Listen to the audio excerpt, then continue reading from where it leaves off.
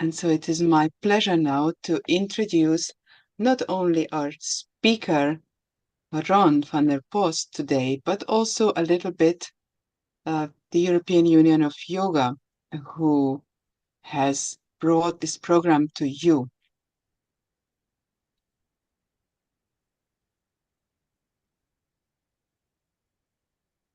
This online program has started already the year before the last year.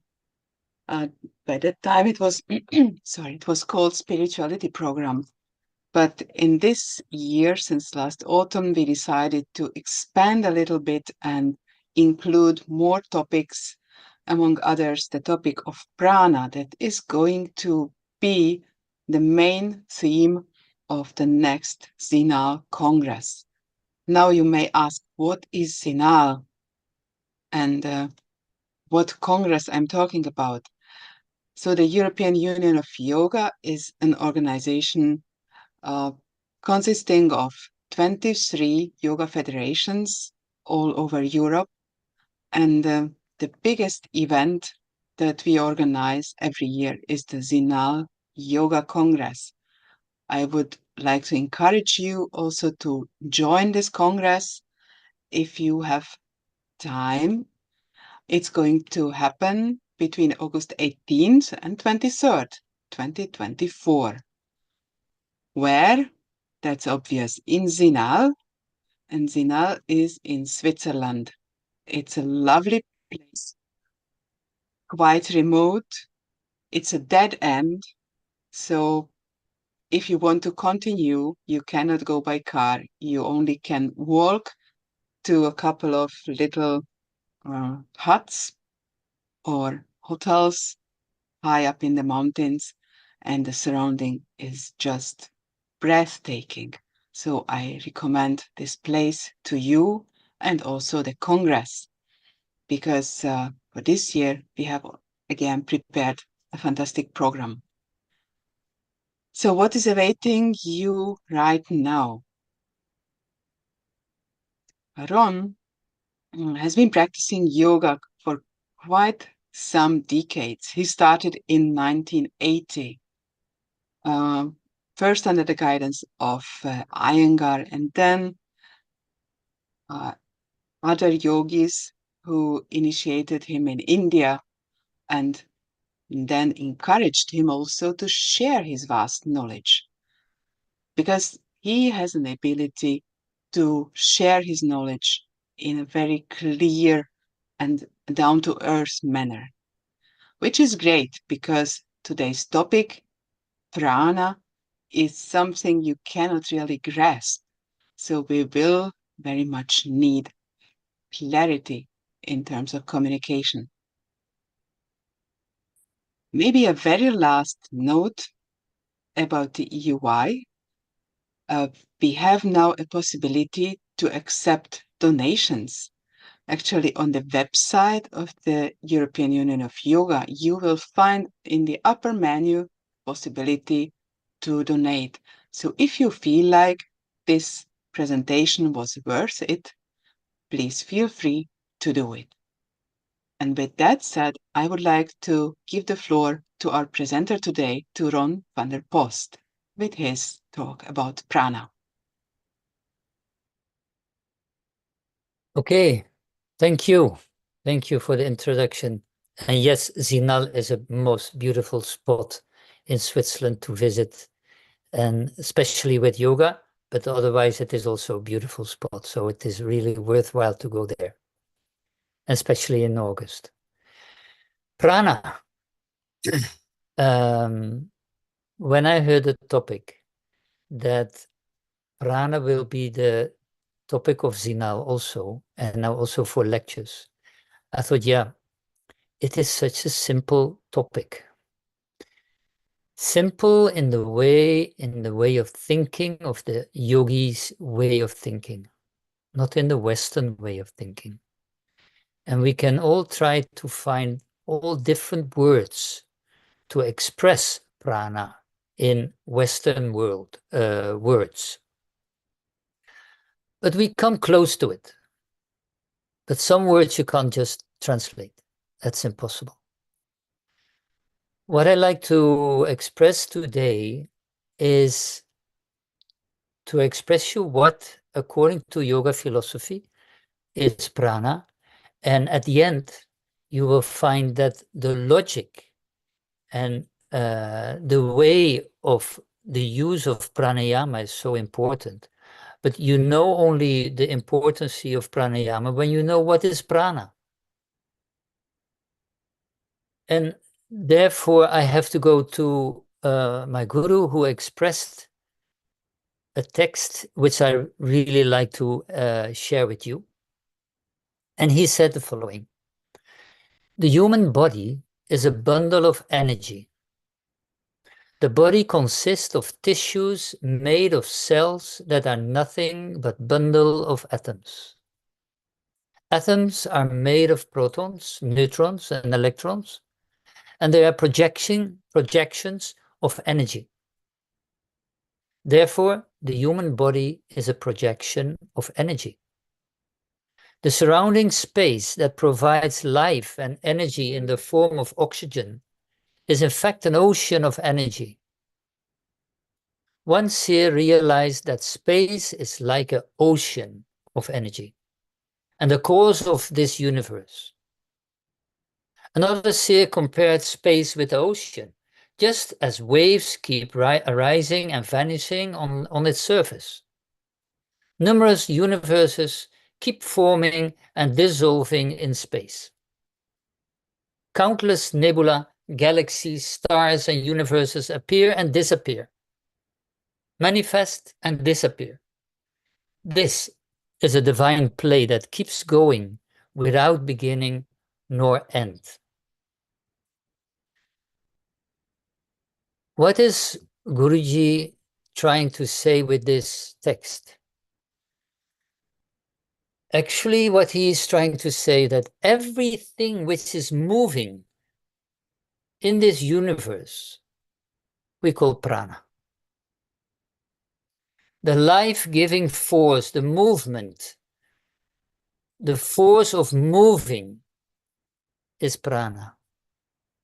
You have prana and you have consciousness. These are two different things.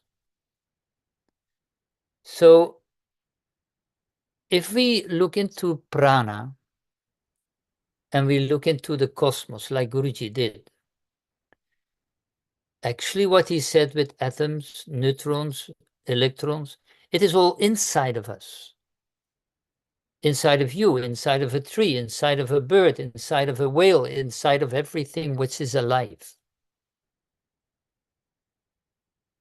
And whatever is in life, that is due to prana. A tree can grow due to prana.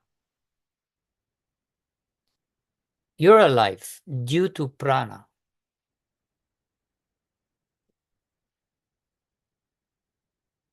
And to make the story clear, I have to explain you a little bit about our body, because that is what I want to talk about. What is the relation between prana, mind, and body?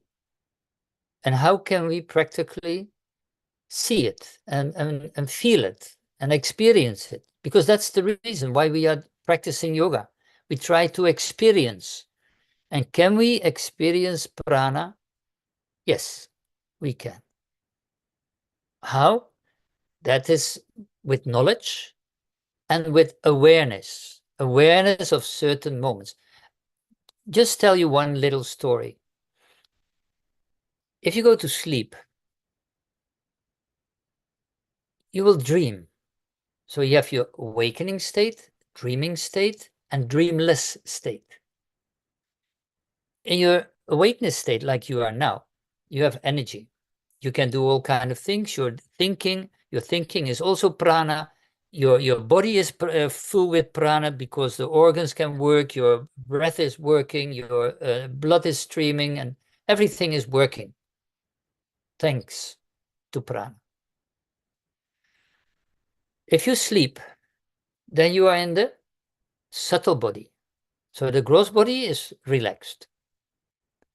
And in that subtle body, what is happening? The mind is free of bondage of the body. So you can dream and you can feel all kind of things. You can be Superman. You can be whatever you dream of, whatever you think of, you can just be that. But in your dreamless state, which is the most important part, in your dreamless state, there is no experience. There is no awareness of the intellect, ego, or mind. Because in your dreamless state, only your consciousness is pulling himself back from the subtle body also straight into the causal body. I will tell you a little later about these bodies. And on that moment, that soul, that consciousness is in connection with cosmic consciousness. So it is regaining energy. So that's why if you have a really good deep sleep, you will wake up fresh, energetic, because of that deep sleep experience, which you can't remember, because your ego and your intellect and your mind were not there. They are not allowed to go in. They're just functioning on that subtle level. So what is it that we do? How can we get a picture from prana if prana is everywhere, on every level? I have to explain a little bit about the 5 koshas, as we call it, the layers. I say the Sanskrit name is Annamaya kosha, that's your food body. Pranamaya kosha is your life energy body. Then you have Manomaya kosha, that's the thinking part. And Vijnanamaya kosha is the intellect, the intuition. And Anandamaya kosha is the bliss body. These 5 layers, do they have the same density? No. The gross body has the density is really gross. The more you go up, the more subtle it becomes. So Annamaya kosha is your food body. Pranamaya kosha is where prana flows into the physical body. Manomaya kosha has also a movement of thinking, thoughts. And these thoughts, these desires, these experiences which are inside of your system, they keep you busy. And if you go to Vijnanamaya kosha, which is more intuition and intellect, and in the causal body, there is Anandamaya kosha, bliss body, where everything is pure. The pure consciousness is residing in your Anandamaya kosha. And from that Anandamaya kosha, which is very pure, like a pure light, which is activating the subtle body, from there, everything will start. From your Anandamaya kosha. And Anandamaya kosha is actually what we call also the causal body. And that is activating our subtle body, where Vijnanamaya kosha and Manomaya kosha is residing. So our subtle body is our mental body, astral body, which is activating the gross body. And in the gross body, we have Pranamaya kosha and Annamaya kosha. And how can we understand the prana in Pranamaya kosha if prana is everywhere? It's a very simple metaphor. You know, the car. And in your car, there is electricity. But electricity is everywhere. Not only in your car, but it is also in your car. If that electricity in your car is functioning well, then the car will function perfectly. You press the button nowadays and the engine is starting and all kind of systems are working and you see all the lights in your dashboard is opening up and whatever. So that electricity network in your car is like what Pranamaya Kosha is in your Annamaya Kosha, in your gross body. It is the 72,000 nadis are inside of your Annamaya Kosha, in your gross body. And because of that nadis, because of that Pranamaya Kosha is working, settled in your gross body, your Annamaya Kosha can work as it does now. So if that Pranamaya Kosha is leaving that gross body, you can say then your gross body is dead. Before that, no, it will stay there. Thanks to the Pranamaya Kosha, your physical body can do whatever he likes. Because as long as the instruments are working, as long as you have the feeling that everything is functioning, you can move your arms, you can move your fingers, you can move your toes, everything is working. You can even say that there's a part in your body which is without your permission, your heartbeat, your bloodstream that is going on, you don't have to think about, but it is all due to prana. Everything in Pranamaya Kosha is make your body functioning the way it is now. How can we say that we cannot experience prana? If you lift up your arm, it is due to prana. So prana is not that difficult to understand. Although, if you are so connected with your body, you think you are your body, that is that consciousness, that is that knowledge. And maybe people knows about the philosophy that the kleshas, the avidya, signs that we are not aware that we are consciousness instead of the body. We are not that intellect, we are not that ego, we are not that the mind, we are not the senses, we are not the body, we are consciousness working through prana into the gross form. So our consciousness needs prana to connect with the material world. And your causal body, subtle body, and gross body, they are all from the material world. They are all from nature. They are all from Prakriti. So everything in this universe which has a name and a form is nature, Prakriti. So consciousness needs prana to connect himself with nature. And due to prana, everything is moving. Like I said, we can't say it enough because we have to realize that everything in your cells, your atoms, your electrons, why does it move? How is it possible that it moves? How is it possible that you're sitting there on your chair and everything is changing in your system automatically? You don't have to think about it. You don't have to think about how your body is working because you will become crazy. But that part, which we can control, like what we take in, or what we try to use in the world, our attachments, our desires, also that is the reason why we are so attached to the outside world.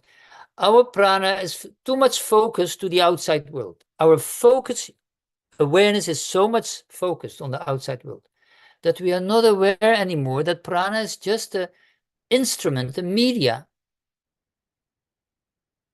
through which we can work in the outside world.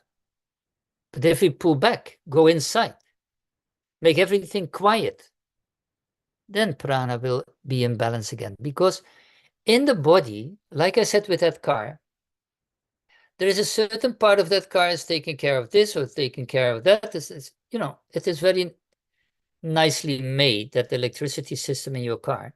And so is also prana in your body. We have 5 different pranas in your body. We have prana, samana prana, apana prana, udana prana, vyana prana. And now we can think, okay, that's nice. What does it do? Let's start with prana, which is the intaking force with breath. Normally, pranayama is related with breathing. But let me tell you that it is not the case. Pranayama is totally different from breathing. But are they related with each other? Definitely they are related with each other, because breathing exercises will give you the quality, the skills to breathe on a normal, natural way. Pranayama. With pranayama, we try to manipulate our prana inside of our system through the breathing technique, through the breathing instruments. That's a totally different approach of looking to pranayama and to breathing. Breathing is one thing, pranayama is another thing. With pranayama, you are deliberately and with a certain goal practicing and manipulating the prana flow in your system to try to balance them. So the intake is prana. Then we have, with prana and apana prana, they are little twins. Apana prana is, as you can say, the prana from your navel downwards. Everything what is going out of the body. Then you have samana prana near your navel, your digestion system, and that is digesting fire. That is samana prana. Then you have udana prana, which is from the throat up, and that is giving you balance in life. And then you have vyana prana in the chest, and vyana prana is distributing all the energy through the whole system. So it's very nice how these 5 pranas are working together. You can see that the first prana is taking in by breathing. Samana prana is digesting. Udana prana is keep you in balance. Vyana prana is distributing all the energy through the system, and everything which is used, we can throw out of the body by apana prana. So these 5 pranas are very important part in this story, because that is also the reason why we do pranayama. These 5 pranas are so connected with our consciousness, with our thinking, with our thoughts, that you can say the mind and prana, mind and breath are together, especially the mind and breath. Mind, what do I mean with the mind is that your state of mind, you can imagine if you are in shock, your breath will be higher. So you can't breathe normally and in a relaxed way. No, it is tied up. So your body is contracting and your breath is stopped. On that moment, you can see the relationship between the mind and the breath. So if the mind is not relaxed, then you can see that in the breath. If your mind is totally relaxed, then the breath is smoothly going in and out. So that relationship is not so difficult to express and to understand.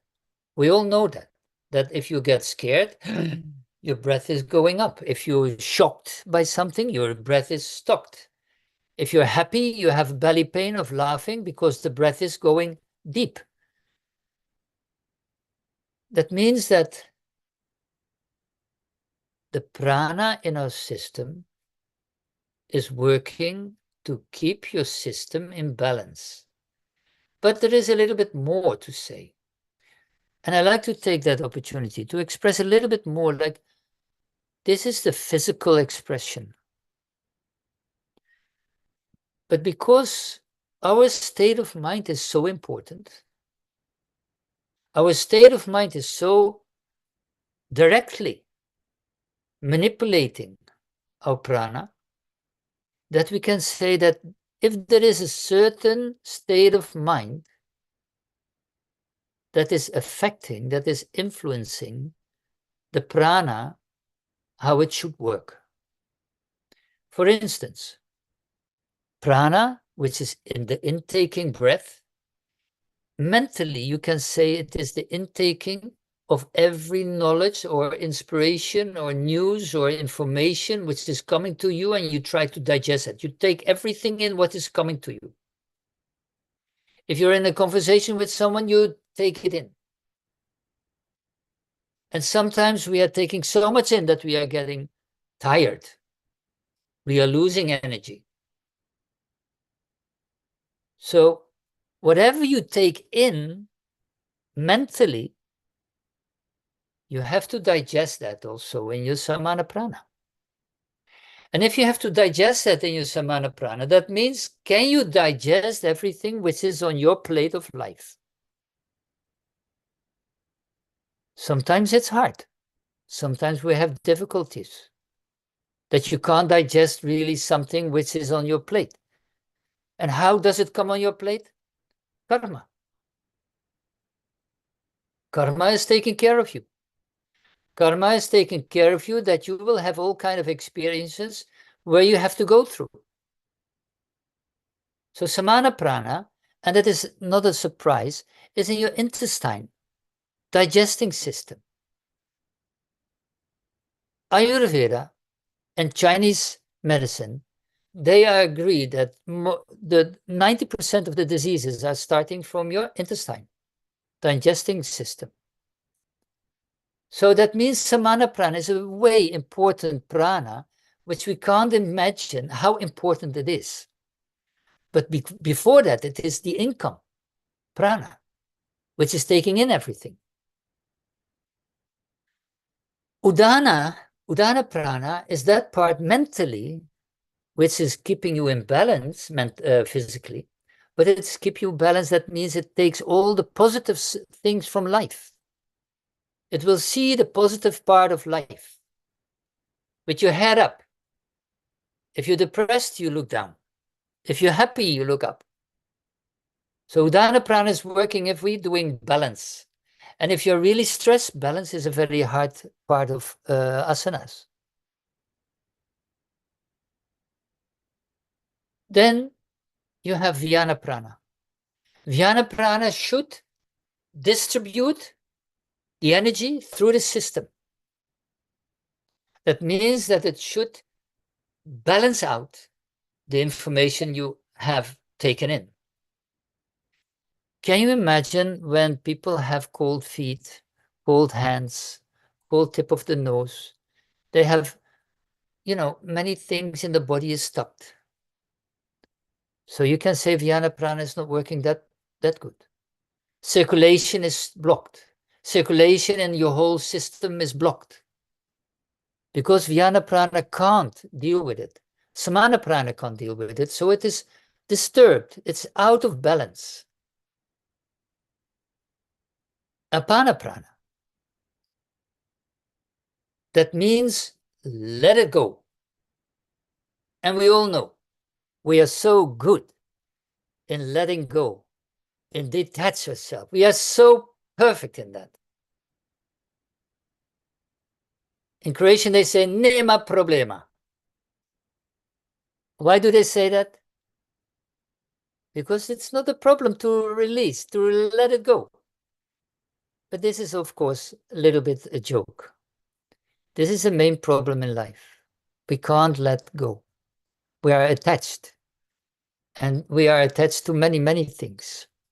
To persons, to objects, and even to traumas. We block ourselves. We hold it in. We don't want to let it go, because the mind the mind's quality is also holding what you have, because then you know what you have. Even if it is destructive for yourself, but even then you will hold it.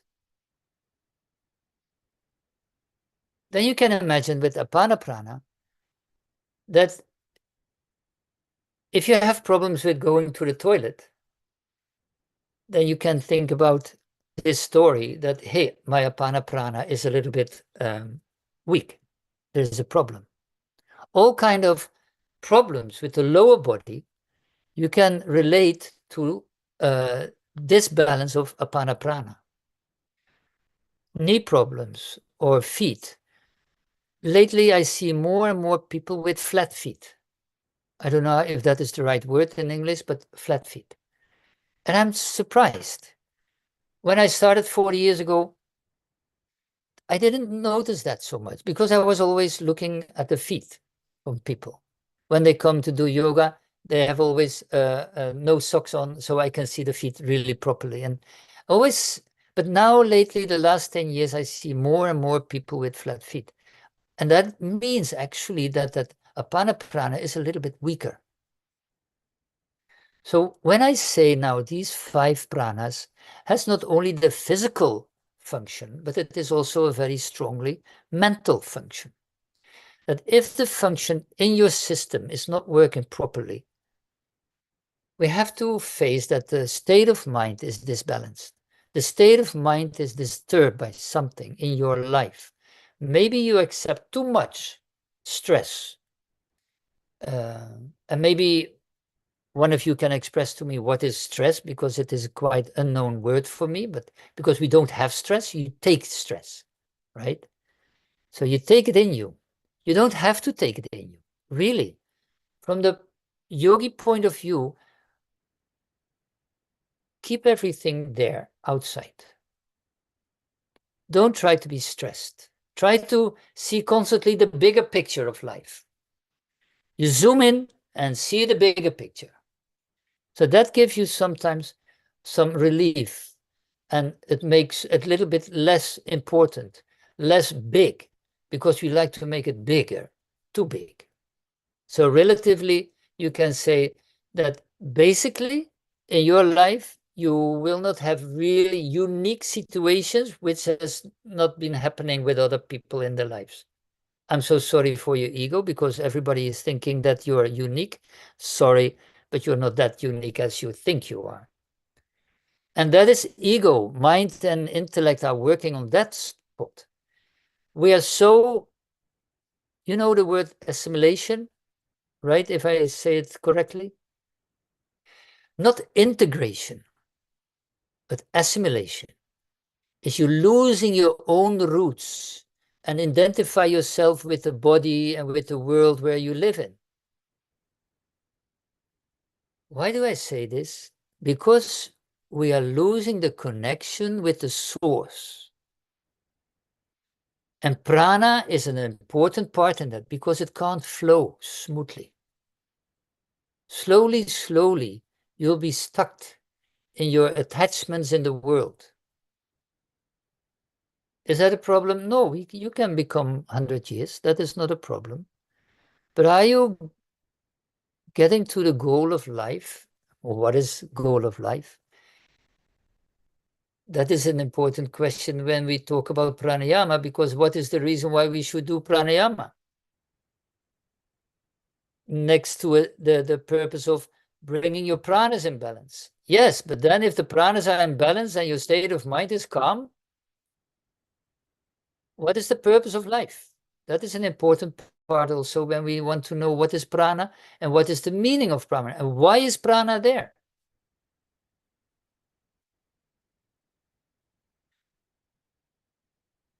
The reason why prana is there is to give consciousness the opportunity to experience the qualities of prakriti, of nature.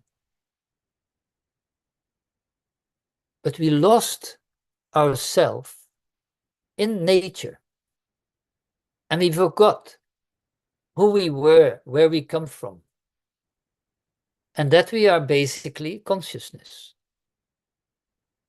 And prana is the flow where consciousness is coming with. Consciousness can connect with nature through prana. But if we are getting so much attached to nature, then we identify ourselves with nature and we forget that we are consciousness. So we are in a little circle going around and around and around, every life again and every life again. And we are going into the same desires, the same disappointments, the same suffering. And if you look into the kleshas, and because of the kleshas, karmic philosophy came up, karma is functioning, then you know we are stuck in a little swamp and we don't know how to get out. And to getting out of that swamp, we need to know that these three bodies are really there to be aware that you are not, I repeat it again, you are not this physical body, but you are consciousness. You are an individual soul who is residing in this body and doing all kinds of experiences. And with these experiences, you can lift yourself up. But because we are attached to the world, we are not lifting it ourselves up, but we're getting down more into nature, down more into the gross level, the density, the gross density of life. And we lose the pureness which we are and which we have inside of us. And how can we increase prana in a better way? Because we know also the pranas are related with the elements, earth, water, fire, air, and ether. And how can we improve prana? How can we balance them besides pranayama, which I will talk about a little later? But how can we improve it in a daily life? So if we relate apana prana with the earth and water element, it is very important to increase your earth element with living in nature, barefoot, walking on the sand, not on the street, eating fresh food, and being in respect, in harmony with nature as much as possible. That is giving that earth element. And with water, you know, swimming in a sea, I have the opportunity to have my own pool, natural pool, by the way. And I take every morning a dip. Now it's a little chilly, but nevertheless, it is really nice. And it makes me really feel, you know, one with nature, sitting in that really cold water on this time of the year. But I don't want to miss it. I really don't want to miss it. It's beautiful. And I'm drinking here water from the well. There is a natural well nearby in the mountains, and that's the water I drink. That's what we can do. How can we increase that element earth and element water, which is related with apana prana?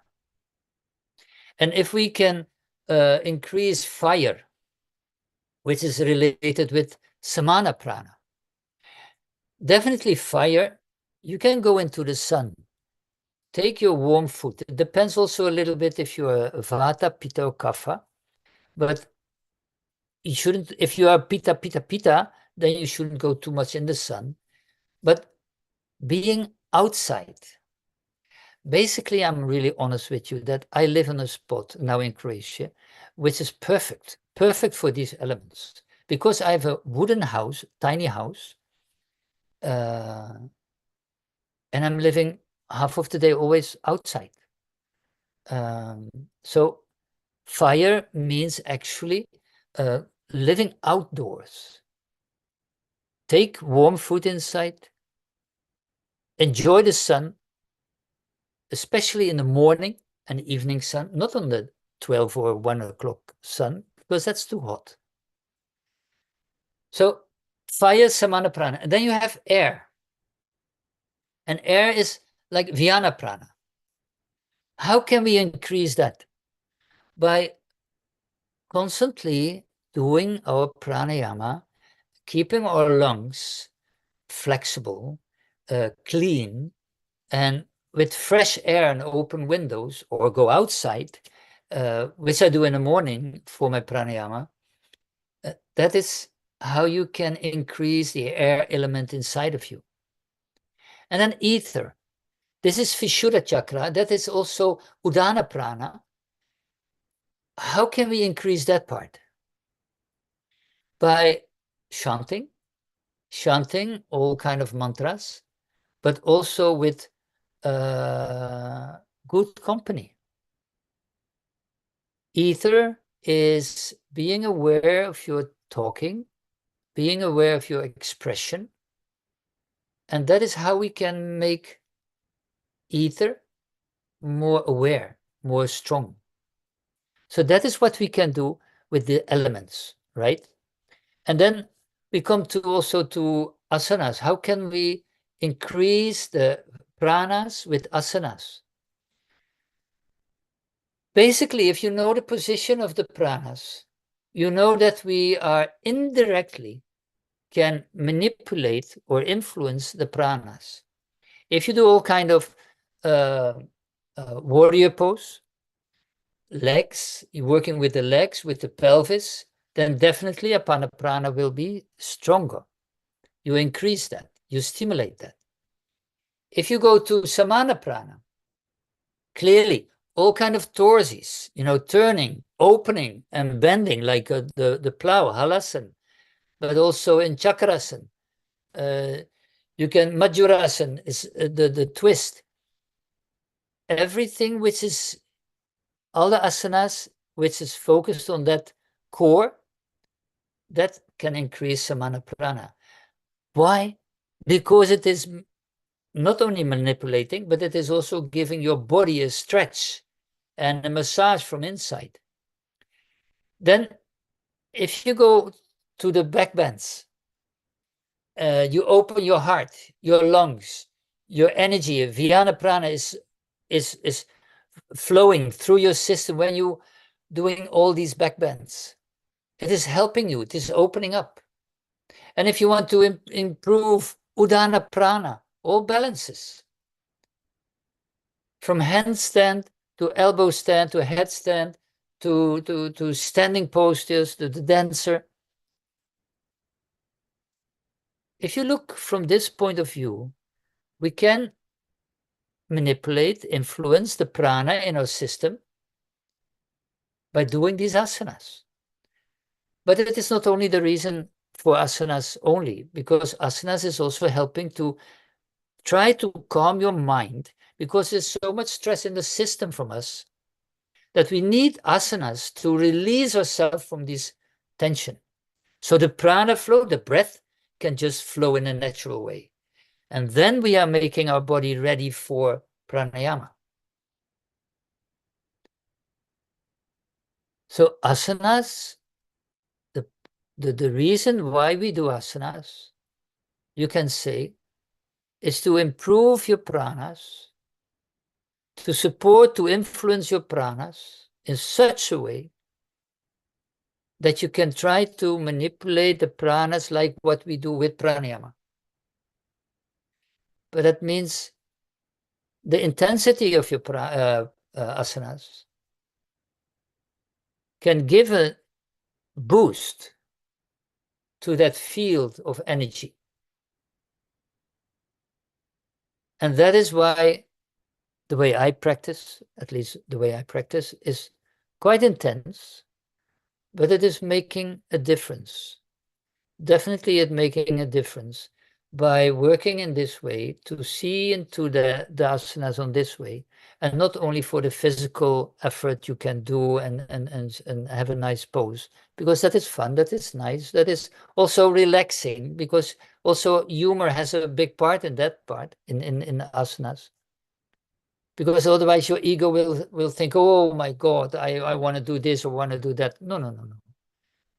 Keep the goal clear in your mind that we are trying to balancing out ourselves from inside, and keep that mind calm and focus on what we are doing. So prana is more important in asanas than only the physical posture which we can do. So then we come to a point where we can say, okay, why are we doing pranayama? Why is it the reason why we do pranayama in this life? And what is the effect of the pranayama? We have different kind of pranas. The main important part in pranayama is to manipulate these 5 pranas where they are blocked, to bring them in balance. That prana and apana prana, these 2 are the major pranas in our system. Bring them together in samana prana. That means the intake, and this is the inhalation, and apana prana is exhalation. And if we can bring them together in samana prana with the pranayama bastrika, we can increase the fire, the prana inside of us, through which all these nadis will be purified.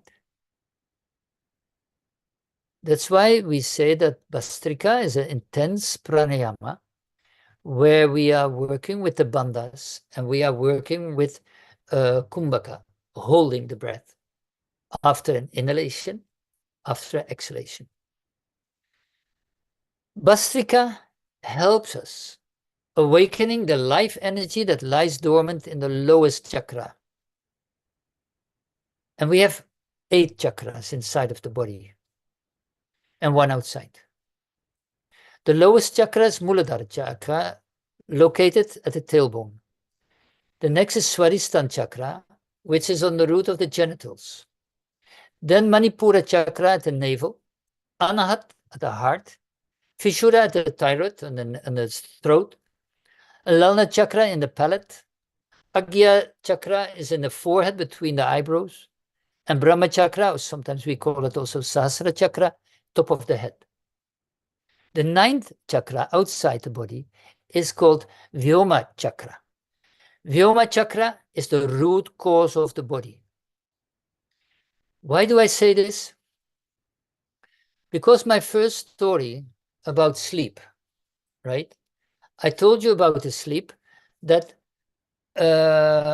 when we have the dreamless state, we are connected from a Brahma chakra with the Vyoma chakra. There it is like, how do you say that? A gas station. We're coming to that gas station, and the gas station can function. So we fill ourselves again with cosmic energy. Cosmic prana is flowing inside of us. That's the reason why we can wake up fresh and feeling, yes, we have energy for the new day. And happily, when the alarm clock or you wake up by yourself, you think, a new day, new chances. That's why that chakra is important. Only for that moment, because not only for that moment, that would be silly, but to be aware that in the nighttime, in the sleepless state, in dreamless state, we are connecting ourselves with the source of life. And we are connecting ourselves with the source of life where the soul experiences oneness and diversity, where the soul will experience the oneness. And that is the point why we, on a certain level, have a deep desire to that unity. And that deep desire, we are forgotten the cause of our life. And we are looking for that fulfillment of that lack in ourselves, in that unity. That we are looking into the world for finding the unity, that feeling of that unity, which we have every night when we are in connection with that Vyoma chakra. That's why we have that basic desire inside of us. But because of intellect, the ego and mind are working when it is coming into the dreaming state, then we put all kind of individual desires into that desire. So we go outside instead of going inside. So if we really can balance out prana, then there is a calm mind, a calm state of mind. So prana is not only in that part important, but pranayama is important to purify what you have been started with your asanas. And don't forget the yamas and the niyamas, which is preparing you mentally and emotionally for being very without greed, without fighting. It is preparing your state of mind of a peaceful state of mind. A state of mind where we can love ourselves, each other, in such a way that we don't want anything back for it. Unconditioned love.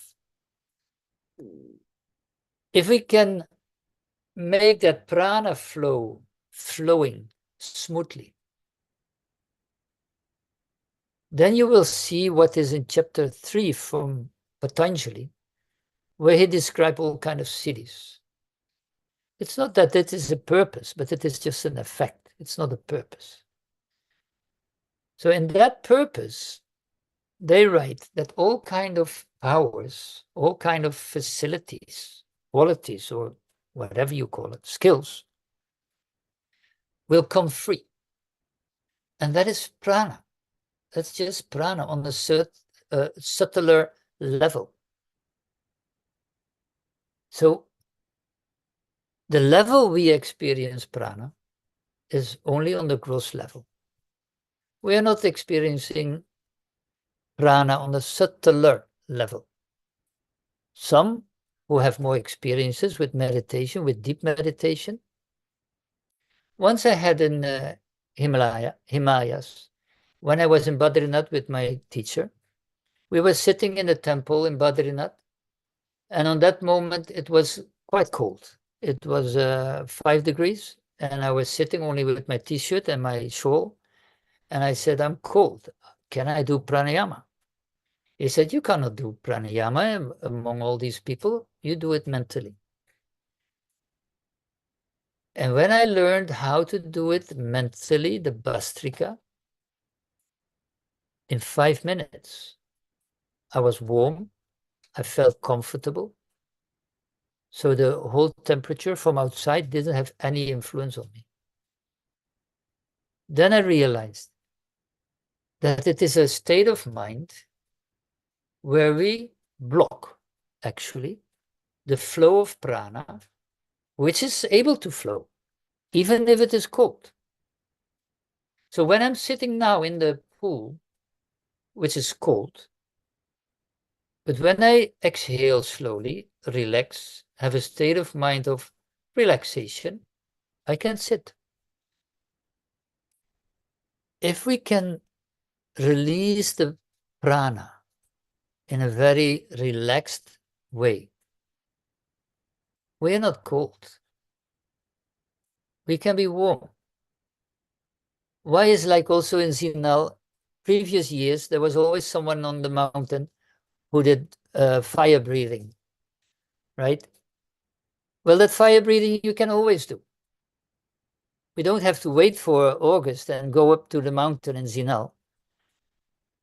That's why I sometimes stimulate people to do ice swimming, ice dip, not with the force of, that, no, that's not at all interested. Go into the water, experience what the body wants to do, and try to ignore it. You prepare yourself doing asanas, and before that you do some pranayama before that, and then you can go into the water and you experience that, yes, it is cold, but I can exhale, and I feel that exhalation is such a powerful instrument that you can relax your body while it is quite cold, and you can sit in there. I wouldn't do it without guidance in the beginning. You have to do it with guidance. That I would suggest that to you. But what I want to say with that prana is working in that level, that if your state of mind is calm, if your state of mind is peaceful, without many desires, without many expectations, without many desires to the world or whatever, no, a state of mind which is going inside, then you feel calm. And then these 5 pranas can be in balance. And when they are in balance, you're healthy, you're happy. And in that way, you can have a really blissful life. So pranayama is giving you the tools to manipulate your pranas, but more important, it has a direct effect on your state of mind. So you can work with pranayama, you can work with meditation, you can work with the mental situation that we are getting more aware and aware of all the desires we have, and to drop them a little bit. To have less expectations, less desires, that give us more peace of mind.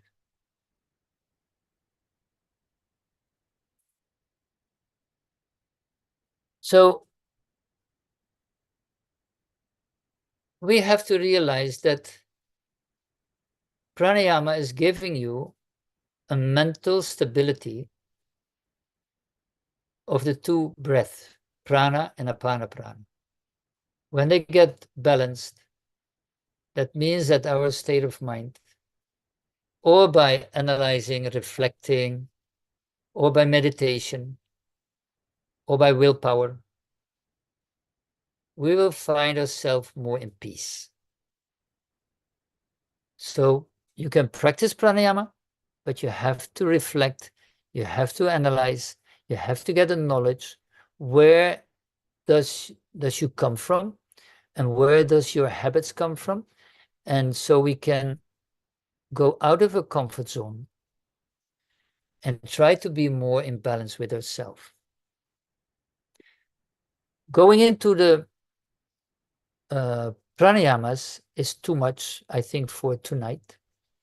But what is important is that you have to know that pranayama, with the story I told you now, with the whole universe, with all the levels of the 5 bodies, with the different 5 pranas inside of that gross body, is that we can work with pranayama to balance these 5 different pranas in that gross body, so that the gross body can function perfectly. And the pranamaya kosha is directed by our state of mind.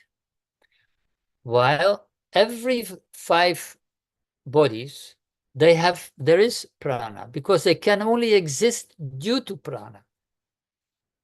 So I hope to make it you clear, more clearer, why we have to do pranayama, and why we have to do asanas, and why we have to do meditation, basically. Because meditation is helping you to calming your mind, to focus inside.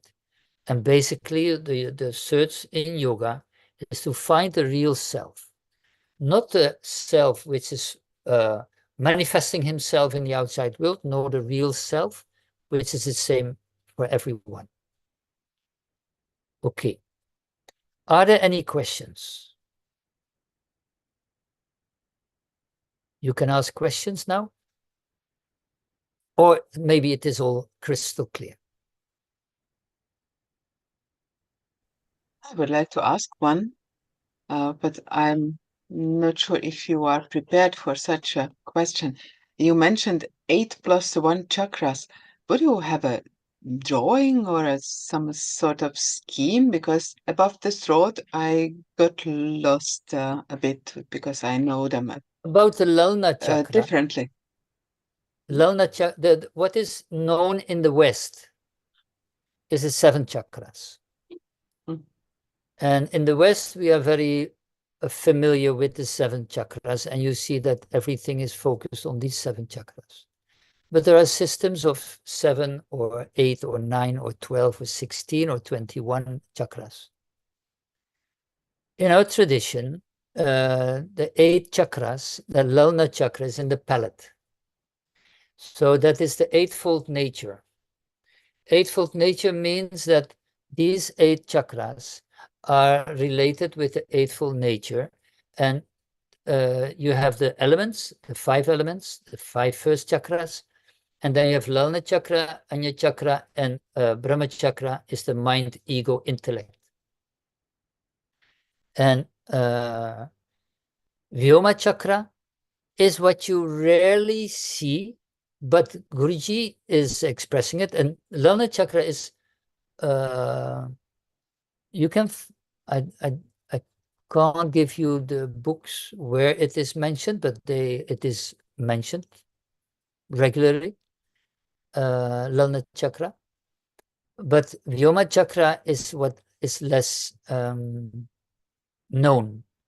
But Guruji mentioned it because when we were talking about prana, when we were talking about pranayama, he mentioned this one exclusively because he said this is the connection when we are in the deep, the dreamless state.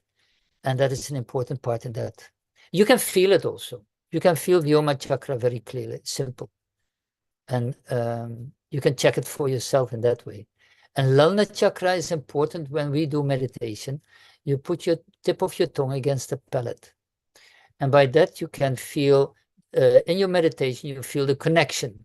There is a, like, from your palate to your Brahma chakra, there is a kind of elevator, a line. And you will feel that energy flowing up to your Brahma chakra.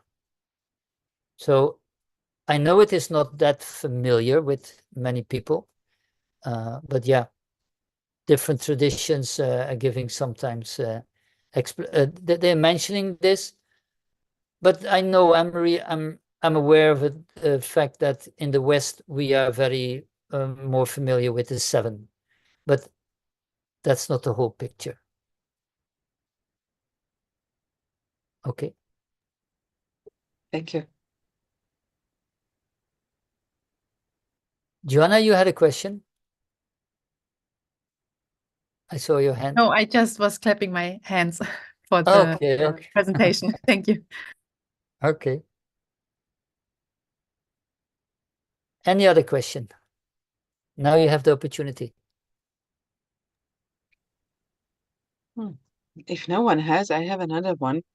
Because you mentioned Bastrika and doing Bastrika with, in combination with holding the breath, which I cannot really imagine because Bastrika is, at least the version I know, quite intense and fast. So, how to hold the breath between? Sometimes I feel that I hear many traditions and they call it differently, the techniques. And then I'm always curious, tell me the technique, not the name, but the technique. So the technique we have is that you are pumping, right, with the belly. The power with the Bastrika is in the belly. And if you do, then there is really a big strength in the belly. On that moment, you can say that if you exhale strongly, 12 times.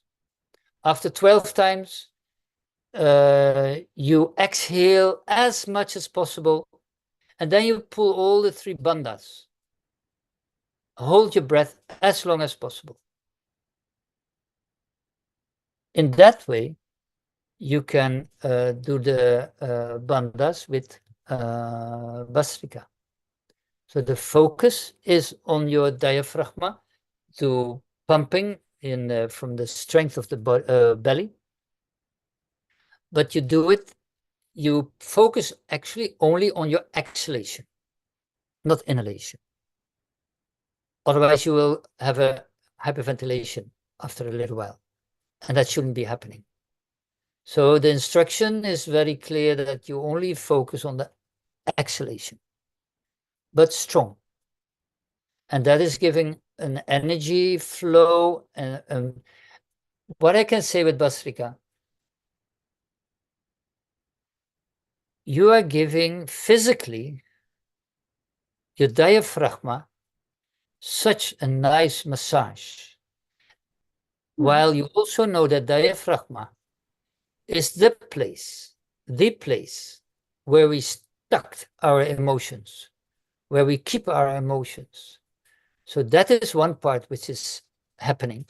And the other thing is that if you really exhale and do the bandhas and pull your belly in, you give your intestine, your stomach, such a nice massage.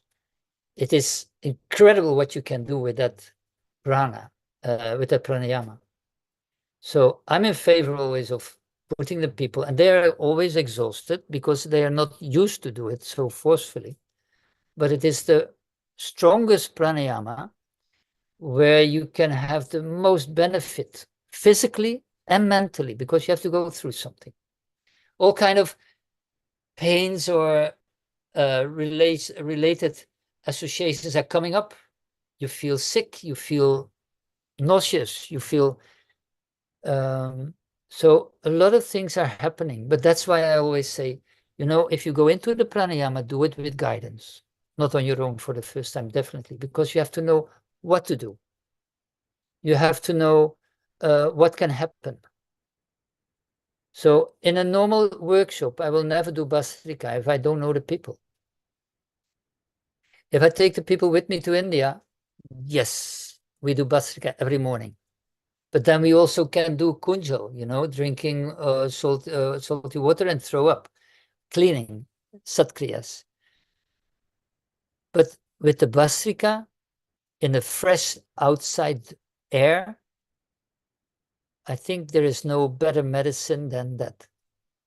I really would appreciate people because, you know, we have a responsibility to ourselves to keep ourselves as healthy as possible.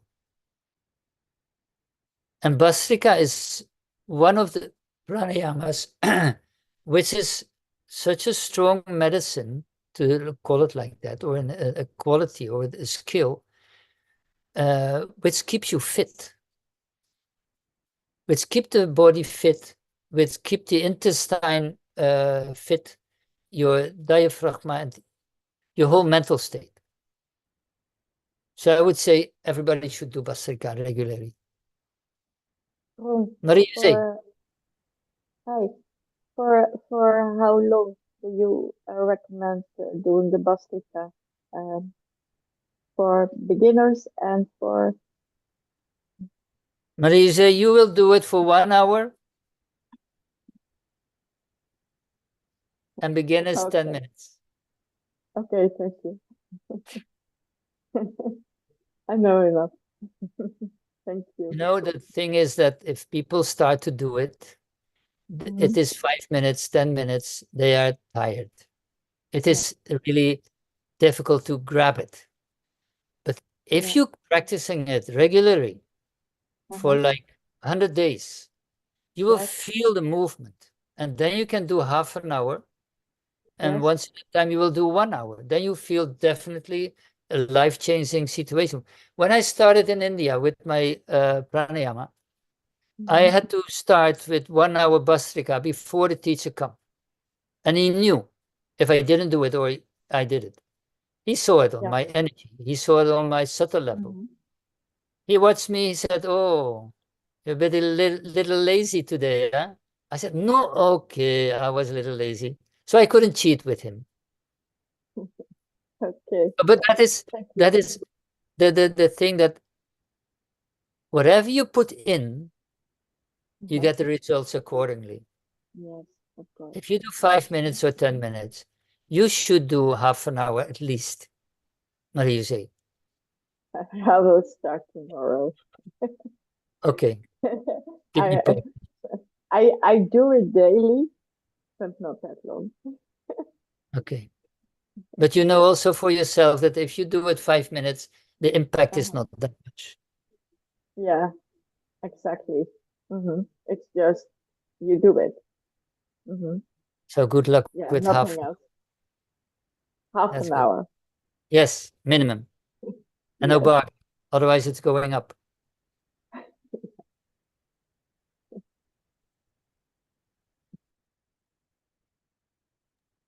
Yes. Yeah, I was interested as well in what you were saying about cold water, because one of the other themes of the talks that we have this year is the tubo. So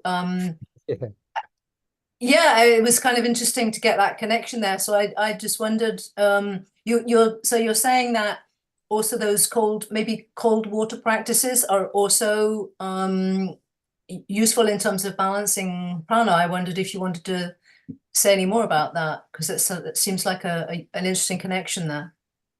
You know, it has two parts, really definitely two parts. It is bringing you back in your body for sure, right? So if you have a problem with anchoring yourself, then yes, I would do that. I would definitely advise, just try.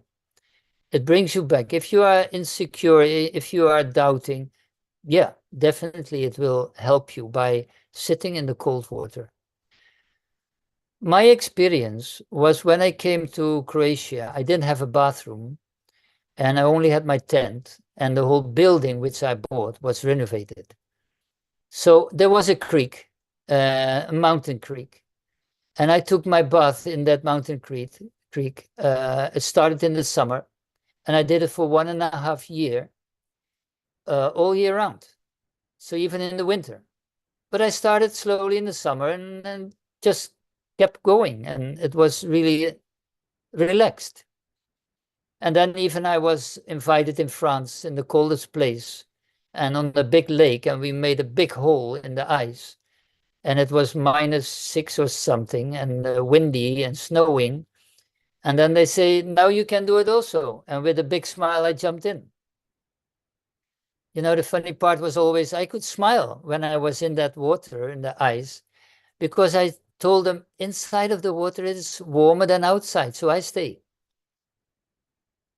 You know, it is really a state of mind. And I never learned the Wim Hof techniques. I do it with my pranayama.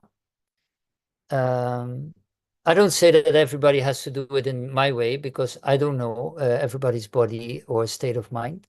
You should really be guided in the beginning and helped. But my experience is that it is all a state of mind. And if your prana is, no, let me say, like, if you're blocked in many ways and your prana can't flow smoothly, I think you will have a problem with it, because it will block you also to go inside and to let it flow easily, because you have to surrender yourself to the temperature, you have to embrace the cold, as if you want to say, I like to swim now.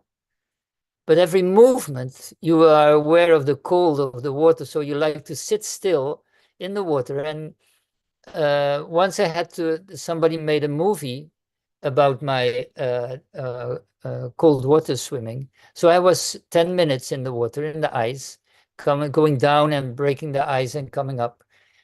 And after 10 minutes, I said, now it's okay. you shouldn't stay too long in the beginning. But like I said, the focus, the state of mind is really the most important part in it. And I don't know, because I didn't put my name in that topic, because I don't know if it is really for me to speak, because it is my personal training and experience. And I don't know if Tumo has a knowledge behind it. So that's why I was hesitated to write myself in for that topic. But definitely, I see the benefits of it. But you have also to know that yogis, if someone can be relaxed without being attached to the cold or the heat, then you can go in. But otherwise, you have to train yourself mentally. One friend of me from South America, from a tropical country, said, I want to do it. And I had a lot of respect when she did. She went into it, and she's living in 35 degrees plus all year round. And now suddenly so it takes, but she did it. And she said, I prepared myself mentally so much that I can do it. So it is really state of mind, controlling or relaxing in the body. And like I said, with that meditation in the temple, if you go inside and you try to relax from inside and do my pranayama inside, mentally, I felt that my body is relaxed. I felt that if I was meditating in the room we were sitting in, it was also like 5 to 8 degrees every night. I never had any problem with the heat, with the cold, because due to that meditation, my energy could flow freely. So then the body stays warm. That's not a problem. So conclusion of that part is that if you connect yourself with the cold as, oh, that you do it, you block it. That's a step too much. We have to be that step. Before that step, we should say, no, relax. And with a relaxed state of mind, I step into the water. And then there is no problem. Or in a relaxed state of mind, I'm sitting in my meditation and I don't have any problem with the heat, with the cold. So but it is also, I can say it easily in this way, but it needs also practice. And I just do it now for the last 40 years, so I have a little practice behind me. So that is, I can't say that everybody can do it or should do it in the directly, but prepare yourself mentally and physically for this kind of things. I hope that is an answer. Yeah, thank you very much. So just to clarify that I understood you, you said at one point that if the prana is not flowing well, then there will be almost like some resistance to the. Yeah, that's what. Yeah. Okay. That's yeah. Okay. Thank you. Yeah. It's a kind of cramp which you create in your system because you're blocking, because association with cold water is I don't like it. I don't want to have pain. I don't want to have cold. But if you surrender yourself in that, and one day I was really challenging myself. It was snowing here in Croatia. It was quite cold. It was minus something. And I thought, I can go in my shorts, only with my boots on, and let me walk into the forest. The forest is heaven when it is snowing. No fool is going inside of the forest. Everybody is staying in the side of the house with the fire. And I was walking in my shorts, only my shorts. And I can tell you, this is heaven. This is amazing. This is really, it is not something, I had a backpack with me with clothes because I thought if I get really cold, I should put something on. I didn't need it because I was enjoying the silence of the forest, dropping of the snow, and walking there only with my boots on and my shorts on. I can tell you that's really nice. Really nice. So challenging yourself in this kind of things and enjoying, and my enjoyment during that walk in the forest kept me, I think, also warm. That I didn't see the association or the relation with cold. Cold is not good, or cold is bad, or cold is painful, or whatever. No, not at all. On one certain point, I was jumping in the snow and make a butterfly. How do you say that? You know, laying down on your back and then with your arms, and it was awesome. I would advise everybody to do that one day if the snow is there.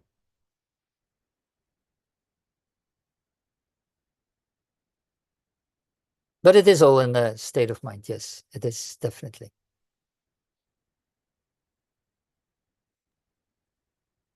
So let's see if there are more questions. Anyone else would like to ask something? Needs clarification for something that was said? Doesn't seem to be the case. Okay. So I think we can close this session at this point. I would really like to thank you all that you joined. Also the people who already had to leave for different reasons. The recordings of this session will be distributed to everybody who has signed up. So you can rewatch this session anytime you would like to do so and you would like to come back to something Ron shared today, which is, I think, a great opportunity. Thank you for all the messages you wrote to chat. And I also would like to say goodbye, saying that see you in Zinal or at any of the online sessions that are still planned to come quite soon. So take care, have a wonderful time, and thank you, Ron, and thank you, everybody, for joining. Thank you. Good night. Thank you, everybody. Thank you. Bye. Thank you. Thank you. Goodbye. Thank you. Goodbye.